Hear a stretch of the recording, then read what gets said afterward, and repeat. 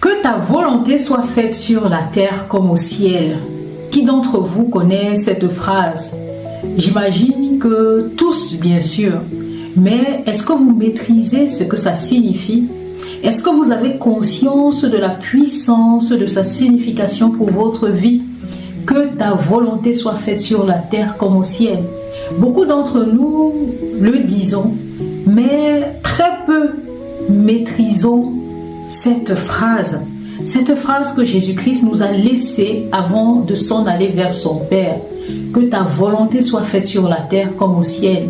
Vivez-vous selon la volonté de Dieu? Êtes-vous en train de faire la volonté de votre Père céleste ou vivez-vous pour assouvir vos propres désirs charnels? Vivez-vous pour accomplir votre propre volonté?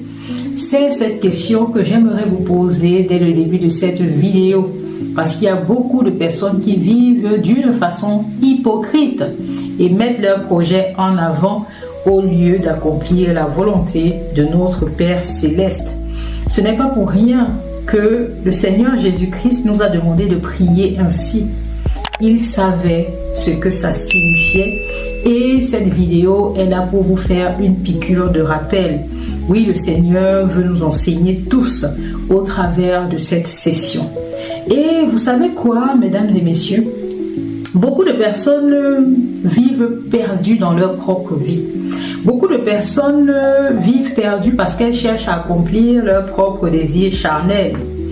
Elles cherchent à se rendre gloire. Et quand c'est comme ça, vous vivez à l'encontre de la volonté de votre Père. Comment est-ce qu'on désobéit à cette volonté? La première des choses, c'est quand vous cherchez à ce que les gens vous admirent. Oui, vous passez votre temps à faire des choses uniquement pour être au centre de l'attention. Vous vivez comme un égoïste et je ne vais pas vous reprocher votre attitude parce que le monde dans lequel on vit nous pousse à être égoïste, nous pousse à être égocentrique. La deuxième chose, vous voulez projeter votre propre gloire sur le monde. Oui, vous cherchez à ce que les gens se prosternent pour vous adorer.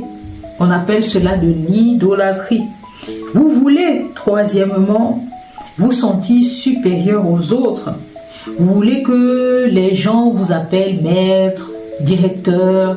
En fait, vous vivez avec ces gros titres-là et vous vivez en tant que quelqu'un qui est gonflé d'orgueil.